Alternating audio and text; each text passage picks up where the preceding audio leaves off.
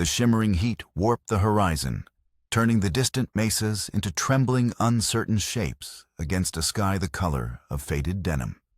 The air inside the stagecoach tasted of dust, sun-baked rock, and the stale sweat of 6 nervous passengers. Eli Thompson, positioned by the window, kept his gaze fixed on the landscape, his face a mask of weary indifference. He looked the part he had cultivated for 6 months, a quiet rancher haunted by a past. He never spoke of a man seeking solitude at the edge of the territory. In truth, every sense was on high alert, cataloging the rhythm of the horse's hooves, the creak of the leather suspension, the subtle shift in weight as the coach navigated the rutted road to Harmony Creek. The attack came with the brutal suddenness of a lightning strike. A volley of rifle shots cracked through the afternoon stillness, splintering the wooden frame above Eli's head. The driver's panicked shout was cut short as the horses screamed and reared. Inside, the passengers were thrown against one another, a portly salesman, a severe-looking woman with a Bible, a young couple clinging to each other, and a mother clutching her small daughter. Eli's hand instinctively went to the Colt Peacemaker hidden beneath his duster, but his training held him back. He was an observer, a ghost. His role was to watch, to learn to understand the rot in this town before he cut it out. 2 masked riders galloped alongside, their faces obscured by dirty bandanas. They were clumsy, their movements lacking the fluid economy of seasoned outlaws. They fired wildly, their shots more for noise than for effect. It felt wrong, theatrical. The driver, a man named Henderson, wrestled the terrified team to a halt. "Everybody out," one of the robbers bellowed, his voice unnaturally high. "Hands where I can see 'em." The passengers stumbled out into the blinding sunlight, their hands raised. Eli moved with them, his eyes scanning, assessing. The robbers ignored the passengers' purses and the salesman's sample case. They weren't interested in personal valuables. Their focus was singular.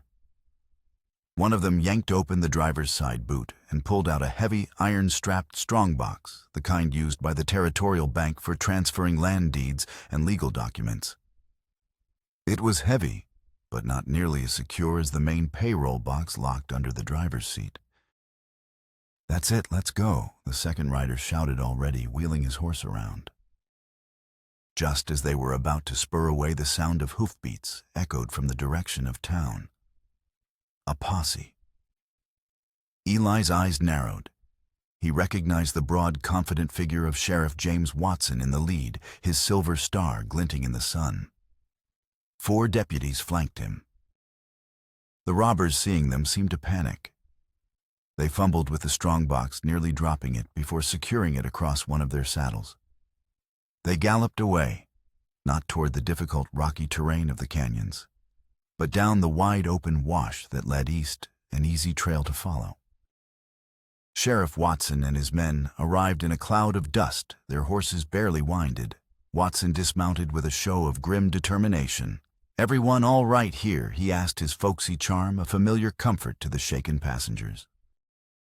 "They took the bank box, Sheriff Henderson," the driver exclaimed. "Just the deed box, not the payroll." Odd, Watson mused, stroking his chin. "Don't you worry, folks. We'll run 'em down." But the pursuit that followed was a study in suspicious inefficiency. The posse moved at a sluggish pace, as if their horses were exhausted from a long day's ride instead of a short sprint from town. They seemed to have trouble reading the clear tracks left in the soft dirt of the wash. Eli watched them disappear over a low rise, their movements lacking any sense of urgency. He knew with a cold certainty that settled deep in his gut that they had no intention of catching those men. The robbery had been a performance staged for an unknown purpose. As the passengers began to collect themselves, the little girl who had been clinging to her mother started to cry. In the chaos, she had dropped a small handcrafted toy, a wooden bird, its wings carved with delicate care. It lay in the dust near Eli's feet. He bent down and picked it up. The smooth, worn wood felt strangely familiar in his hand. A cold hollowness opened in his gut, and the steady thrum of the cicadas seemed to fade into a distant hum. The image hit him without warning, a memory as sharp and painful as a shard of glass in his heart. His daughter Sarah, 7 years ago. She was sitting on the porch of their homestead, humming a tune as she smoothed the wings of a nearly identical wooden bird, a gift he had carved for her 5th birthday. The memory was so vivid, he could almost smell the pine shavings and the scent of the wildflowers she'd tucked into her hair. Then the memory fractured. The scent of wildflowers was replaced by the acrid smell of smoke. Sarah's humming was swallowed by the sound of splintering wood and a man's cruel, chilling laugh. The wooden bird fell from her small hand, forgotten in the dirt. Eli's hand closed around the toy, his knuckles white. The botched robbery, the corrupt sheriff, that was his mission. But the little bird and the ghost of a laugh he could never forget was his reason. The two paths, justice and vengeance, had just converged on this dusty road outside of Harmony Creek. And he would not leave until he had walked them both to their bitter end. Eli's ranch was less a home than a hiding place. A small, sturdy cabin and a lean-to stable sat on 100 acres of sun-scorched earth and stubborn scrub brush, 20 miles from the cloying facade of Harmony Creek.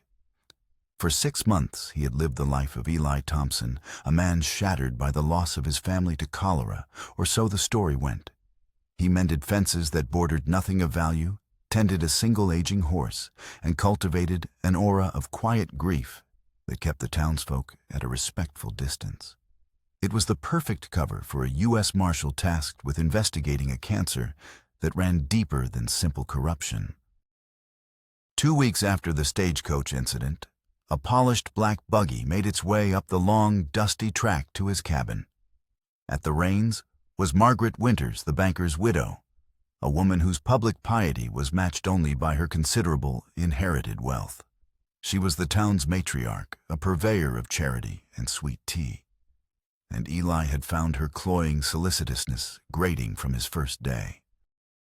"Mr. Thompson, Eli," she called, her voice as smooth and sweet as honey, "I do hope I'm not disturbing your peace." Beside her sat a woman who was her complete opposite. Where Mrs. Winters was soft and powdered, this woman was carved from desert rock. She was Apache with high cheekbones, was the color of dark river stones, and a cascade of black hair tied back with a simple leather thong. She sat ramrod straight, her hands folded in her lap, her gaze fixed on some point beyond Eli's cabin. She radiated a stillness so profound it seemed to absorb the shimmering heat around her. "Mrs. Winters," Eli said, his voice quiet and reserved as he stepped onto his porch. He nodded a greeting to the other woman. "I was so worried about you, dear Eli, all alone out here." Margaret cooed, dabbing her brow with a lace handkerchief. "A man needs a well-kept home to soothe his soul. So I took the liberty of finding you some help. This is Ayanna. Her previous employer, poor Mr. Carver, passed from the fever this winter, and she has been without a place. She is clean, hard-working, and obedient. She requires very little." The words, "obedient, requires very little," slid under Eli's skin, sharp and unwelcome. He looked at Ayanna, who met his gaze for a fraction of a second.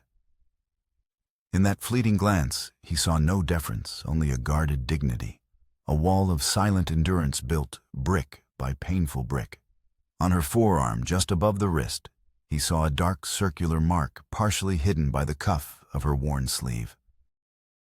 He agreed to hire her mostly to end the conversation with Mrs. Winters. As the widow departed in her buggy, leaving a trail of dust and cheap perfume, Ayanna stood by the porch, a small bundle of her belongings at her feet. She did not speak. "The well is over there," Eli said, gesturing. "There's a spare room at the back of the cabin. Small, but it's clean." She simply nodded and set about her work with a silent, unnerving efficiency. In the days that followed, Eli watched her. He was trained to observe, to see the details others missed. And Ayanna was a book, written in a language he was slowly learning to read. He noticed the way she always positioned herself with her back to a wall, the way she flinched at the sound of raised voices from the distant town, and the way she never ever went near Harmony Creek, especially as the full moon approached. And there was the mark on her arm. Every time she rolled up her sleeves to draw water or knead dough, he saw it. It looked like a tribal marking at first, but the lines were too rough, the edges scarred. It was the way she hid it that held his attention. If she caught him looking, her sleeve would slide down with practiced speed. Her whole body would tense, the silent wall around her growing 10 feet higher. He saw her once washing her hands at the pump, carefully cupping water, so that it wouldn't touch the mark directly, as if the memory it held was too raw to bear even the touch of cool water. He knew it wasn't decoration. It was a wound, a story she was forced to wear on her skin. He didn't push. He waited. A man hunting a monster in the dark learns patience above all else. The 4th morning of the new month dawned clear and cold. A sliver of the full moon still hung in the western sky, a pale ghost against the rising sun. Eli was on the porch, nursing a cup of coffee, when Ayanna came out to haul water for the morning meal. As she reached for the heavy bucket, her sleeve pulled back further than usual. This time the angle of the light was different. This time Eli saw what he had been missing. The edges of the brand were not just rough. They were puckered scar tissue, the flesh permanently ruined. And there, etched just below the main circular symbol, were 2 tiny, unmistakable numbers, 47. His blood went cold. Numbers, not symbols, not art, an inventory code. Ayanna, he said. His voice was quiet, but it cut through the morning air with the sharpness of a razor. She froze her back to him, the bucket still in her hand. That mark on your arm, he continued, his tone devoid of accusation, filled only with a dawning, terrible understanding. What is it exactly? The silence stretched taut and fragile. The only sound was the distant call of a hawk circling high above. When she finally turned to face him, the walls in her eyes had crumbled. What lay behind them was not anger or fear, but a desolation so profound it made his own carefully constructed grief feel shallow. "You think it's decoration?" she asked, her voice a near whisper, yet each word was as clear and hard as a diamond. "You think my people chose this?" Eli shook his head slowly, unable to speak. She set the bucket down with deliberate, measured care. "It's not a tattoo, Mr. Thompson." Her dark eyes locked onto his, and he felt as though she was seeing straight through his rancher disguise down to the core of the lawman beneath. "It's a brand. From the auction." The words hung in the air, seeming to suck the warmth from the morning sun. Brand, auction. The pieces of the puzzle clicked into place with horrifying speed. The suspiciously inefficient posse, the strange focus on a box of deeds, the way powerful men in town closed ranks, the wagons that sometimes rolled through late at night, their canvas covers hiding their cargo. A cold dread, heavier than any he had ever known, settled in his chest. What auction, he whispered, though he already knew the answer. Ayanna's eyes held the bleakness of a winter sky. "The one your town holds every full moon, Mr. Thompson. The one you've been riding past for 2 years without ever asking what those pens behind the general store are really for." The coffee cup slipped from Eli's nerveless fingers, shattering against the weathered porch boards. Dark liquid spread like a pool of blood, a stark omen against the pale wood. Ayanna's words echoed in his skull, dismantling his world piece by piece. "The one your town holds every full moon. That's impossible." He breathed the denial, a hollow reflex. Even as he said it, memories surfaced like bodies from a deep lake. The monthly trips to town, he'd subconsciously avoided citing work on the ranch. The way conversations in Murphy's general store would halt when he entered on certain days of the month, the air thick with unspoken secrets. The heavy, windowless wagons he'd seen rolling out of town after dusk, always heading east. Ayanna knelt and began picking up the broken shards of pottery with careful, precise hands. Her control was absolute, a stark contrast to the chaos erupting inside him.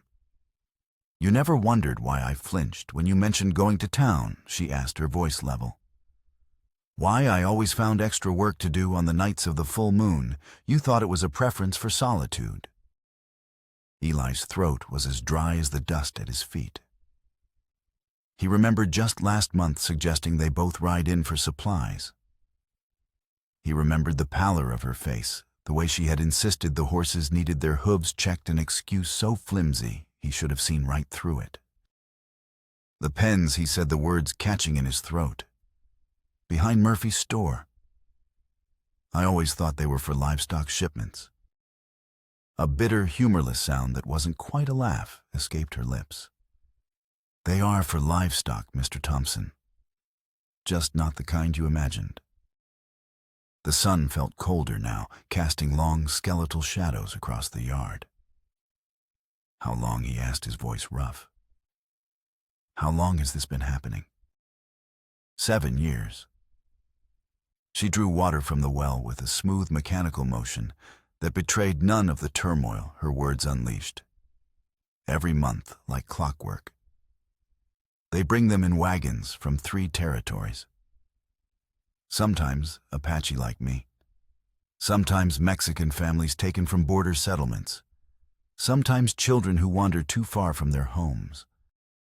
7 years. The number struck him like a physical blow. 7 years ago, his own life had burned to the ground. And for 7 years, this town had been building its prosperity on a foundation of human misery. He felt a wave of nausea. He had lived just 20 miles from a slave market, ridden past it dozens of times, and had seen nothing. Who runs it? Ayanna paused the bucket halfway to her lips. She met his gaze, and the look in her eyes chilled him more than anything she had said so far. It was a look of intimate, weary knowledge of evil. "You know them," she said, her voice dropping to a near whisper. "You drink with them at the saloon. You trade with them for supplies. You call them neighbor." The ground seemed to tilt beneath Eli's feet. But amidst the shock and a rising tide of self-loathing, one question burned through the fog. "How did you escape?" Her eyes hardened, the brief vulnerability vanishing behind her iron control. "Who says I escaped, Mr. Thompson?" The implication was a punch to the gut. The letter from Mrs. Winters, the lack of wages, the reason she had been sent to the most isolated ranch in the county. She hadn't been sent for help. She had been sent to be hidden. "I was purchased," she said, reading the horror on his face, "by Mr. Carver. When he died, his widow had no use for me. Mrs. Winters told her she knew a man who could use a housekeeper, a quiet man who kept to himself. She sent me here with a letter." What letter Eli demanded, though, he already knew. He could picture it perfectly, the elegant looping handwriting, the cloying tone. Ayanna reached into a small pocket sewn into her dress and produced a folded piece of paper, yellowed and soft from handling. She held it out. Her fingers were steady, but a muscle jumped in her jaw. He took it. The handwriting was Margaret Winters's. He read the words aloud, his voice cracking. "Dear Eli, the bearer of this letter is clean, hard-working, and obedient. She can cook clean and handle livestock. I trust you'll find her services adequate. She requires little food and no wages. Consider this a favor between neighbors. Margaret Winters." The letter fluttered from his hand. Margaret Winters, the sweet, concerned widow, had not been offering a kindness. She had been transferring property. "She knew," he whispered. "Mrs. Winters, She knew what you were. She was there, Ayanna corrected, her voice flat. At the auction. She bid on a young Mexican girl that night, but a man from the silver mines offered more. I went to old Mr. Carver instead. A horse's hooves thundered up the dirt road, the sound pulling Eli from his spiraling horror. He looked up to see Sheriff Watson approaching, his badge glinting like a malevolent eye in the morning sun.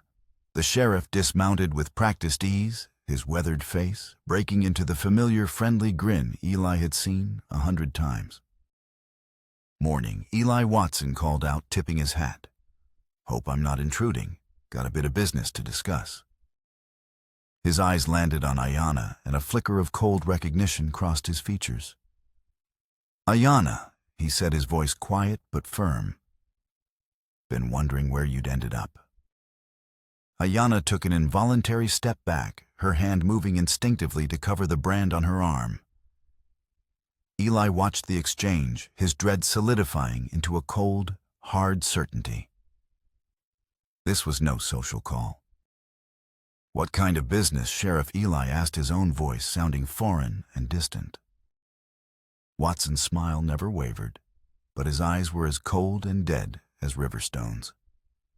"The kind that involves property that ain't been properly registered, Eli.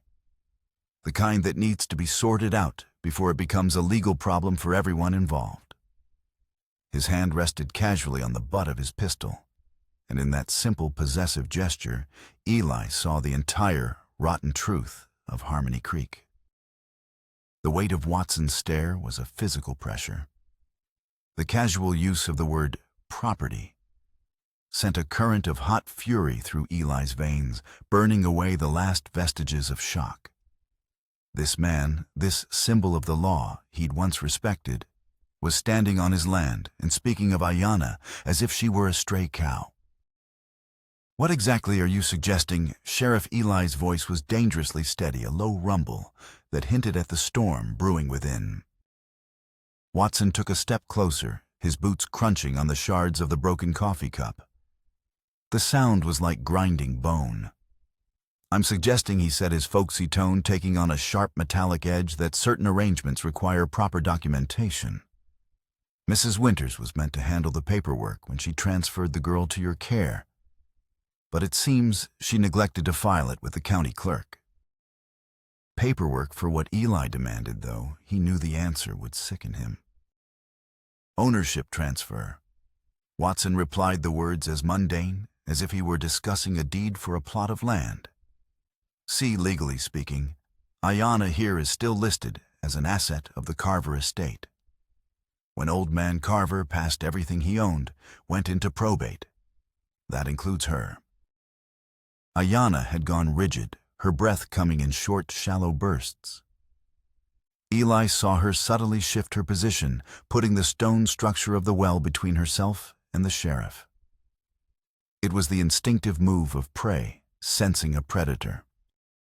Since when do people own other people in this territory? James Eli's use of the sheriff's first name was a deliberate challenge. Watson chuckled, a dry, humorless rasp. "Since always, friend. We just call it something prettier these days. Apprenticeship contracts, indentured servitude, debt collection.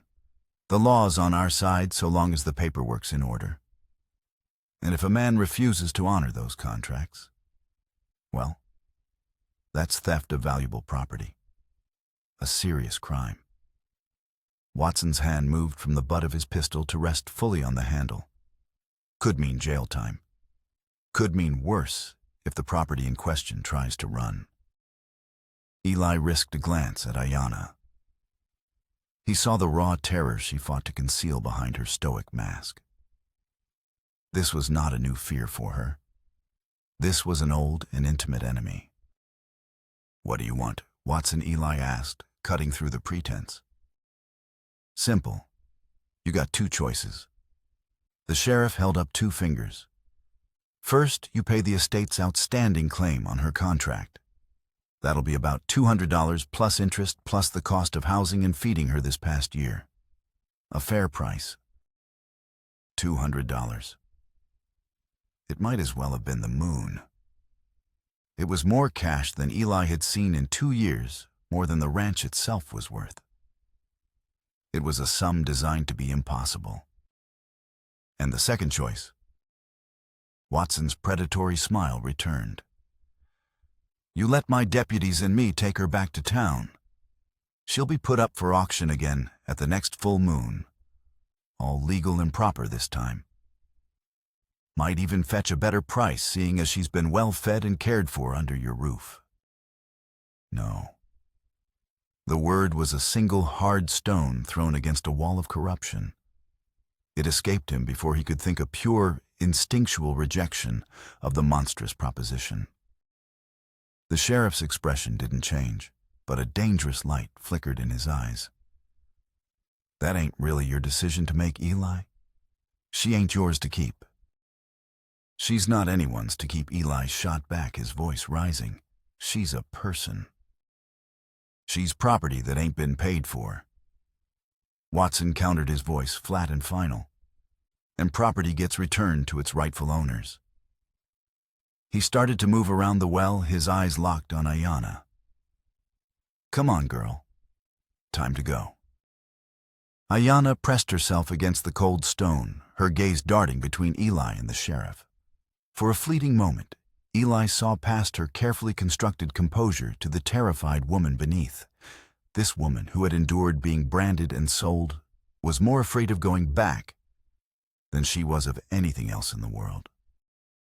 She stays, Eli said, stepping deliberately into Watson's path. His body was a shield between the lawman and the woman. The sheriff's hand settled fully on his gun. Step aside, Eli. I'm giving you a neighborly warning. Don't make this harder than it needs to be. Or what Eli challenged, his heart pounding a furious rhythm against his ribs.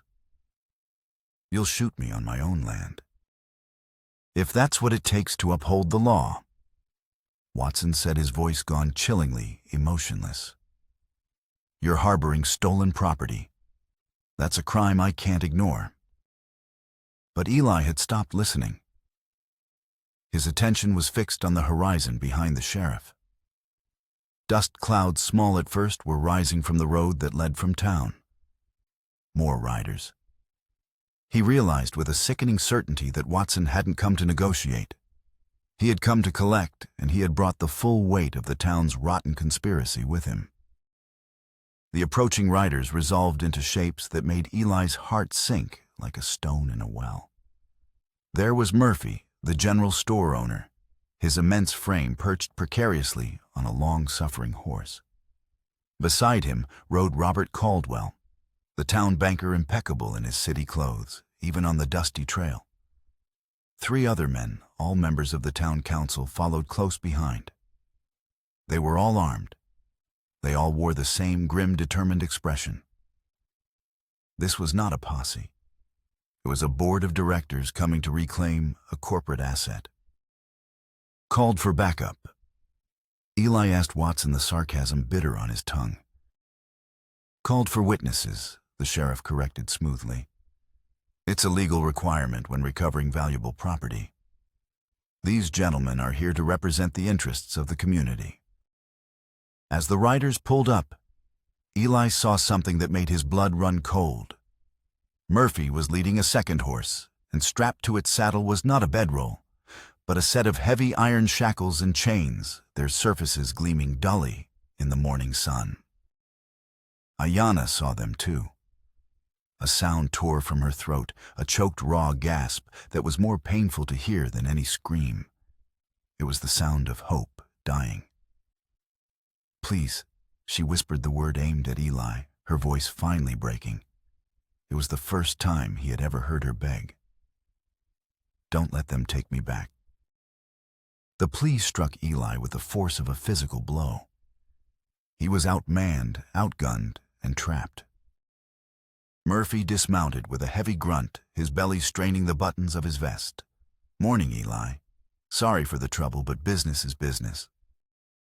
What business? Eli's voice was a low growl. The auction business, Murphy said with a shrug, as if discussing the price of flour. We got buyers coming in from the silver mines next week. They pay top dollar for trained domestic help. He gestured toward Ayanna with his thumb, his eyes assessing her like a piece of livestock. She's healthy. She'll fetch a good price. She's not for sale, Eli snarled. Banker Caldwell urged his pristine black mare forward, looking down at Eli with an air of detached superiority.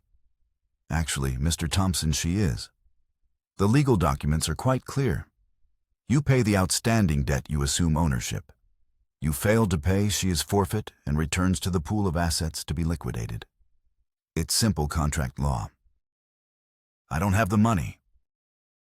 Then you don't have a choice. Caldwell stated, his voice devoid of sympathy. Sheriff Watson has a legal obligation. Eli looked from face to face at Murphy, who sold him coffee and salt, at Caldwell, who held the notes on half the ranches in the county, at the councilmen who preached civic pride on holidays. Monsters, all of them hiding behind ledgers and legal jargon. How long, he asked the question raw with disbelief. 7 years, Murphy said, a note of pride in his voice. Started small, but it's been good for this town. Real good. Long as you keep the paperwork proper. Paperwork, Eli repeated the word, tasting like ash in his mouth. We provide a valuable service. Caldwell interjected, his voice smooth and rational. We take in vagrants, debtors, captives from the Apache skirmishes. People who are a burden on society. We give them structure, a purpose. In return for their service, they receive food and shelter. It's a perfectly legal system of indentured servitude. What debt does she owe? Eli demanded, nodding toward Ayanna.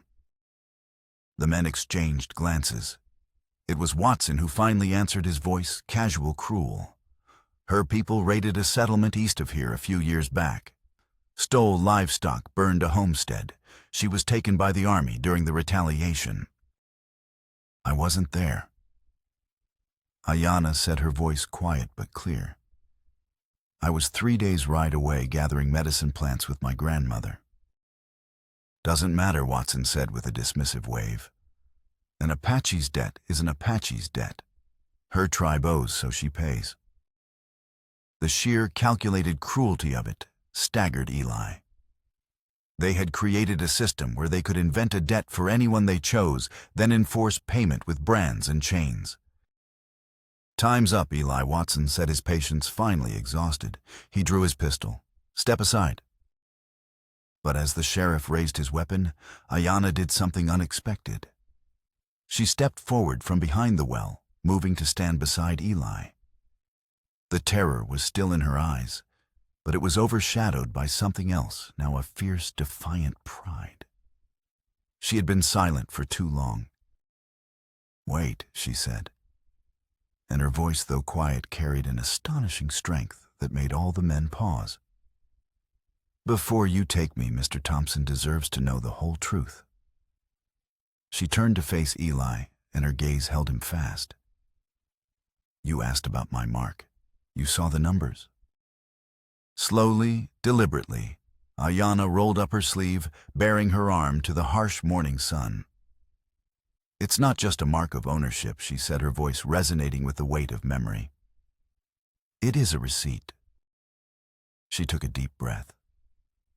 They heat the iron in Murphy's forge until it glows white.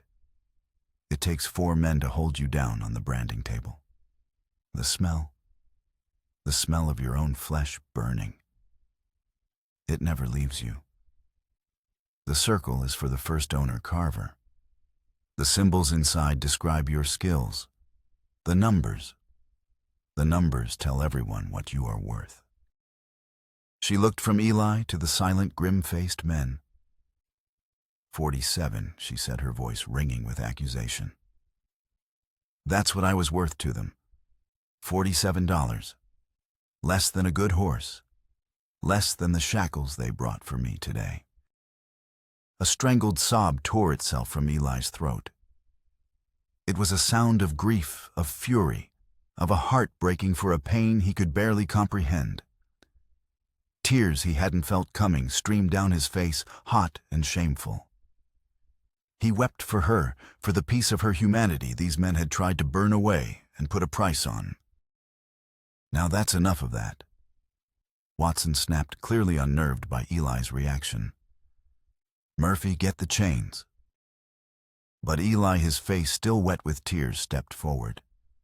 When he spoke, his voice was no longer the quiet rancher's. It was something else entirely, a voice forged in fire and loss, carrying a rage so pure and cold it made even the armed men flinch. No, he said, you're not taking her anywhere. Eli, be reasonable. Caldwell began his composure, finally cracking. Reasonable? Eli's laugh was a harsh, broken thing. You burned a number into a human being, and you want me to be reasonable. Watson leveled his pistol at Eli's chest. This is your last warning, Thompson. Step aside or I'll put you in the ground.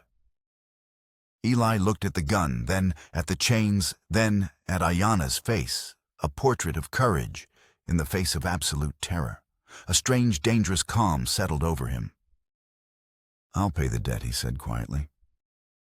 Caldwell scoffed. You don't have the money. A terrible smile touched Eli's lips. It did not reach his eyes. No, he said. But I know exactly where to get it. The men watched their expressions, a mixture of confusion and unease, as Eli turned and walked calmly into his cabin.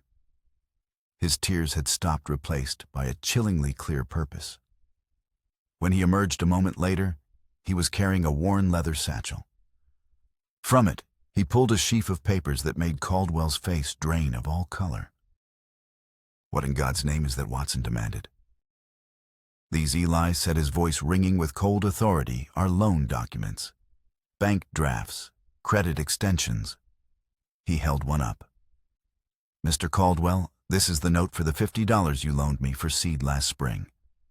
Mr. Murphy here is the line of credit you extended for supplies. And Sheriff Watson, here is the letter you wrote to the Territorial Bank vouching for my good character. So what? Murphy blustered, his bravado sounding hollow. So Eli continued, his voice dropping. All of you have knowingly entered into financial agreements with a man who is now a material witness to your conspiracy to operate an illegal slave trade on federal territory in direct violation of the 13th Amendment and multiple territorial statutes. From the satchel he pulled one last item. It was not paper. It was metal. He pinned it to his shirt. It wasn't the tin star Watson wore. It was heavier, more ornate, and it shone with the unimpeachable power of the federal government. U.S. Marshal Eli Thompson, he announced the words, striking the assembled men like a physical blow. I've been investigating reports of human trafficking in this territory for the past 6 months under direct orders from the Department of Justice. The silence that followed was absolute, broken only by the wind whistling through the scrub. Watson's gun hand trembled. Caldwell looked as if he might faint. The quiet, broken rancher was a ghost. In his place stood the law, raw and vengeful. That's impossible, Caldwell stammered. I am a rancher, Eli said. I am also a federal officer. Every auction, every transaction, every forged indenture contract, it's all been documented. He reached back into the satchel and pulled out a small, thick journal. And thanks to Ayanna, I now have the missing piece first-hand testimony. He opened the journal. Let's see. July 15th, 7 years ago. Apache woman, approximately 18 years old, sold to William Carver for $47. Branded with ownership mark C47. Witnesses present Sheriff James Watson, banker Robert Caldwell, store owner Sean Murphy. He looked up, his eyes locking onto Watson's. Your own records will hang you. Murphy dropped the shackles with a loud clatter. Now hold on, Marshal. He pleaded, his face slick with sweat. I'm sure we can work something out. The only thing being worked out today is Ayanna's freedom and your arrests, Eli said. He turned his cold gaze back to the sheriff. "Drop your weapon, Watson. You're under federal arrest." Watson's face was a gray mask of ruin, but his gun remained pointed at Eli. "You can't prove a thing. It's your word against all of ours." "Actually," Eli said, his voice laced with ice, "I can." He looked past Watson toward the town road. "And my proof is about 30 minutes late." But Watson wasn't listening. He was a cornered animal, his world collapsing around him. Desperation stripped away his folksy veneer, revealing the predator beneath. He swung his gun not at the marshal who had exposed him, but at the woman who was the source of his downfall. "If I'm going down," he snarled, his face contorted with hate, "that property is coming with me."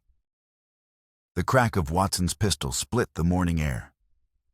But Eli had been watching his eyes, reading the frantic desperation. In the fraction of a second, it took Watson's finger to tighten on the trigger. Eli moved, throwing himself forward and tackling Ayanna, driving them both to the ground behind the solid stone wall of the well.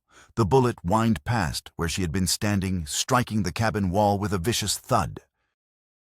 Before Watson could fire again, a second shot rang out, this one from Eli's own Colt, which he had drawn as he dove. The bullet tore through the fleshy part of Watson's shoulder, sending the sheriff's pistol flying from his numb fingers. At the same moment, the thundering of hooves crested the nearby rise. It was not the small posse Eli had been expecting. It was a full troop of a dozen U.S. Marshals in blue uniforms, and their rifles leveled, sweeping down toward the ranch like an avenging cavalry. "Federal Marshals," the lead rider bellowed, "drop your weapons. You are all under arrest." Watson stared, his face a mask of disbelief and pain, as the law he had so thoroughly corrupted finally came for him. The trap hadn't just been set. It had been sprung with perfect lethal timing. The men who had arrived, so confident, so assured of their power, dropped their guns and fell to their knees in the dust, their reign of terror over. As the deputies swarmed the yard, securing the prisoners, Eli rose and helped Ayanna to her feet. She was shaking, but her eyes were fixed on Watson, as he was bound with the very shackles Murphy had brought for her. "Are you all right?" Eli asked, his voice gentle. She looked at him, and then at the chaos of the arrests, and then at the brand on her own arm. A single tear traced a path through the dust on her cheek, but for the first time since he had met her, her eyes held a glimmer of something that looked like hope. "Free," she said the word, a quiet prayer. "I think I am finally free." The dust storm hit with the fury of a biblical plague. One moment the sky was a bruised purple. The next, the world dissolved into a howling, ochre-tinted chaos. Wind tore at the saloon's shutters, and a fine silt began to seep through every crack, coating the tables and the bar in a gritty film. Eli had gotten Ayanna into town, hoping to meet his reinforcements at the livery stable.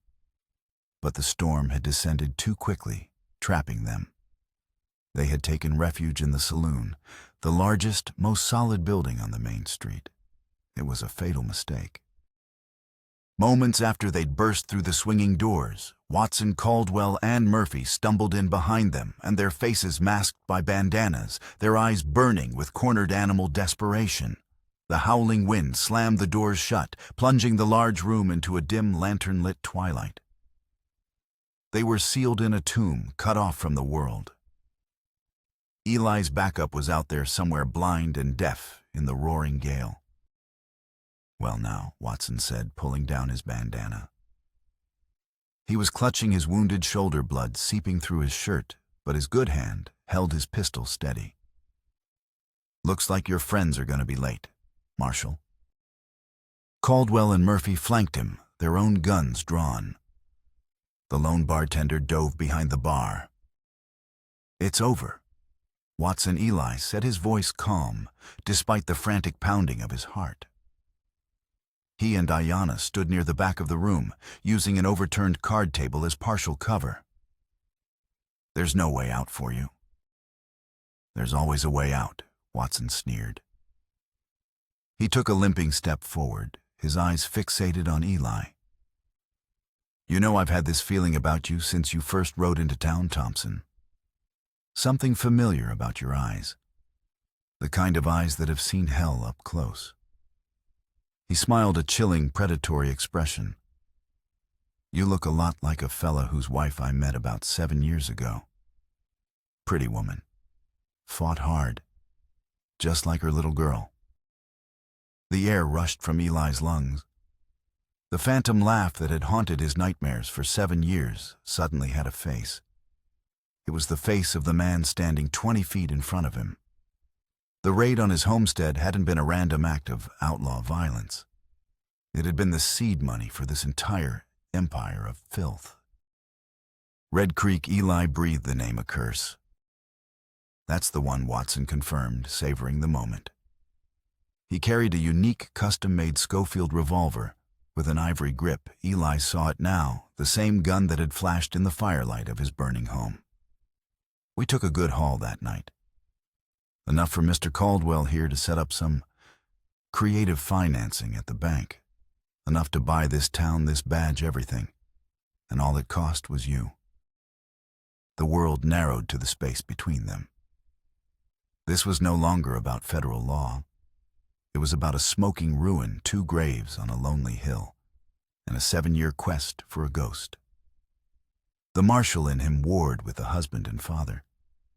Vengeance was a hot, intoxicating poison flooding his veins. The fight exploded in a chaos of sound and fury. Watson's first shot splintered the table in front of Eli. Eli returned fire, driving the conspirators back. Ayanna, seeing her chance, shoved a heavy crate of whiskey bottles off the bar. It crashed to the floor, the shattering glass and spreading alcohol creating a dangerous, slippery obstacle. It wasn't a clean gunfight. It was a desperate, brutal brawl in the suffocating darkness. Murphy charged his bulk like a battering ram. Eli met him head-on, the 2 men crashing through a table. Eli used his smaller size and speed, driving his elbow into Murphy's throat and sending the big man gasping to the floor. From across the room, Caldwell fired wildly. It wasn't my idea, he screamed, his voice thin with terror. It was her. It was always her. Shut your mouth, Robert, Watson roared, firing again. But Caldwell was beyond reason. Cornered, he sought to save his own skin. Margaret Winters. She handled the finances. She laundered the money from that first raid. She drew up the indenture contracts. She said no one would ever suspect a grieving widow. The secondary twist hit Eli with the force of a physical blow. Margaret, the kind, charitable matriarch. She wasn't just a participant. She was the architect, the cold, intellectual evil behind Watson's brute force. The revelation was a fatal distraction for Caldwell. As he babbled, Ayanna, who had armed herself with a broken chair leg, lunged from the shadows and brought the heavy piece of wood down hard on his gun hand. He shrieked as the weapon clattered away. Now it was just Watson. The storm howled outside, a fitting soundtrack to the maelstrom within. Eli and Watson faced each other across the wrecked saloon, 2 ghosts from a bloody past. Your daughter, Watson rasped, trying to get a rise out of him. She had a little wooden bird. Rage pure and white-hot overwhelmed Eli. His training, his mission, it all vanished. He charged not as a marshal, but as a man with nothing left to lose. They crashed together, a tangle of limbs and fury. The fight was savage. They rolled across the floor through spilled whiskey and broken glass. Watson was stronger, but Eli was fueled by 7 years of repressed grief and hatred. He saw an opening and slammed Watson's head against the brass footrail of the bar. The sheriff grunted, dazed. Eli scrambled for his gun, but Watson kicked it away. Watson drew a knife from his boot, its blade gleaming in the lantern light. He lunged, but Ayanna was there. She threw a lit lantern. It shattered against the wall behind Watson, and the whiskey-soaked floorboards erupted in a sheet of flame. The fire separated them, casting monstrous dancing shadows on the walls. Through the flames, Eli saw Watson's eyes wide with panic.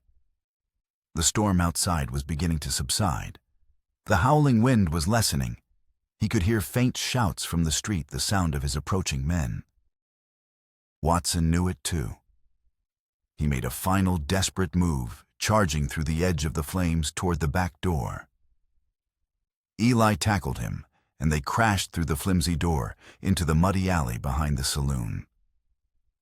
The rain, which had followed the dust, was coming down in torrents, hissing as it hit the hot ground.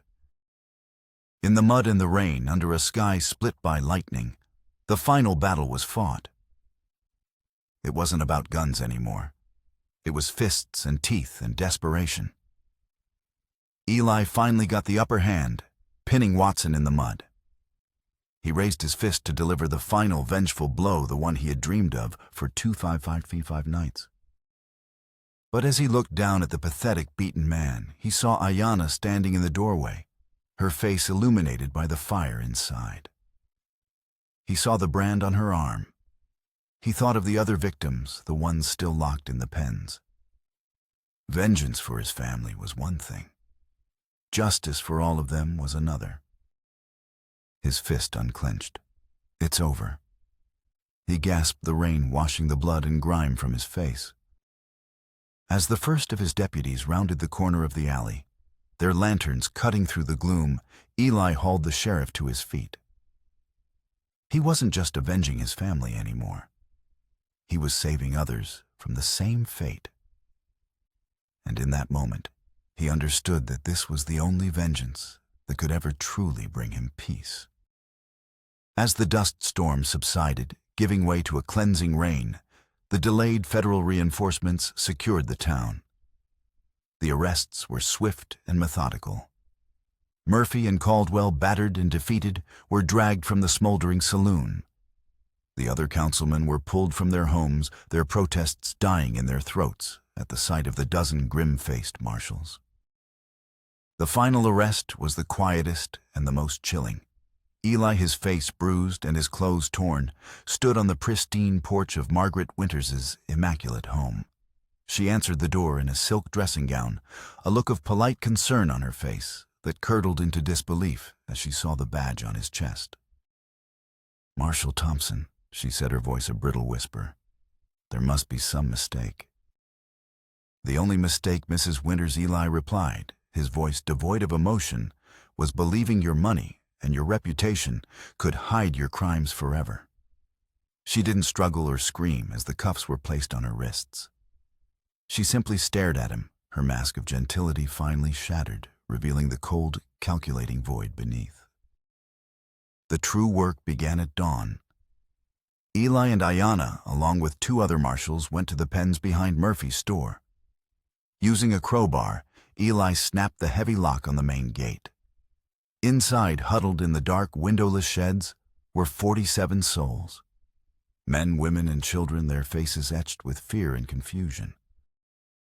When the doors opened to the morning light, they flinched, expecting another beating or another auction. Instead, they saw Ayanna. She stepped forward alone, rolling up her sleeve, so the rising sun caught the scarred brand on her arm. She spoke to them not in English, but in a mixture of Apache and Spanish, her voice gentle but firm. She didn't speak of rescue or freedom, words they might not believe. She spoke of survival. She told them her name. She showed them her mark. She told them the men who had done this to them were gone in chains. Slowly, tentatively, they emerged from the darkness. A young boy no older than 8 took Ayanna's hand. An old woman wept silently. A man, his back crisscrossed with scars, simply nodded, his eyes filled with a gratitude too deep for words. Ayanna became their anchor, her strength flowing to them. She had not only survived, she had returned to lead them out of the nightmare. She was no longer a victim. She was a liberator.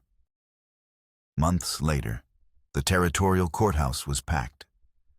The trials of the Harmony Creek conspirators were the talk of the territory. Ayanna's testimony was the cornerstone of the prosecution. She stood before the court poised and resolute and told her story. She did not raise her voice or weep. She simply spoke the truth, her quiet dignity more damning than any fiery accusation. The ledgers, the documents, and the corroborating testimony of the other freed captives sealed their fates. Watson Caldwell Murphy and Margaret Winters were all found guilty and sentenced to long terms in the federal penitentiary. After the final verdict, Ayanna was presented with a letter of federal commendation for her courage. Standing on the courthouse steps, she read the official words, but her expression was distant. The paper felt weightless compared to the chains she had once worn. The following spring, Eli stood on the small grassy hill overlooking the valley where his homestead once stood. 2 simple wooden crosses marked the graves of his wife and daughter. The air was sweet with the scent of wildflowers. For 7 years, this place had been a monument to his failure and his rage. He had come here before his heart a cold, hard knot of vengeance. Today was different. He reached into his coat pocket, but he did not pull out a pistol or wanted poster. He pulled out Ayanna's commendation letter. He knelt and carefully placed the letter at the base of Sarah's cross, weighing it down with a smooth white stone from the creek bed. "This is real justice, Sarah," he whispered, his voice thick with emotion. "Not the revenge I thought I wanted. It's for them, for the 47. This is the justice you would have wanted." A sense of peace, profound and unfamiliar, settled over him. The burning need for vengeance had been replaced by the quiet satisfaction of a duty fulfilled.